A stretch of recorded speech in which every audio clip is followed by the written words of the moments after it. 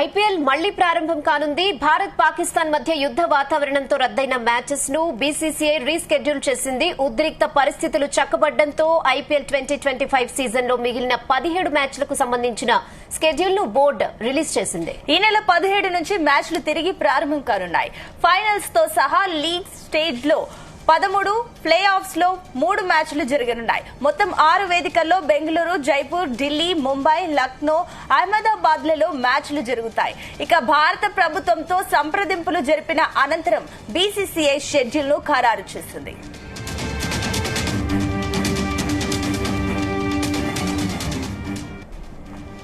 మే 29న మొదటి qualifier match, 30న eliminator, June 1న రెండవ qualifier match, June 3న final నిర్వహించనున్నారు.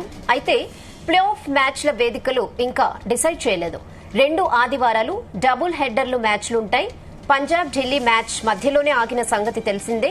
ఈ మ్యాచ్ ను కూడా నిర్వహించనుంది. అయితే మళ్లీ మొదటి నుంచి నిర్వహిస్తారా, లేకపోతే అప్పటికే ఒక ఇన్నింగ్స్ కొనసాగుతోంది కాబట్టి దాన్ని అలాగే కంటిన్యూ చేస్తారా అనేది ఇంకా స్పష్టత రాలేదు.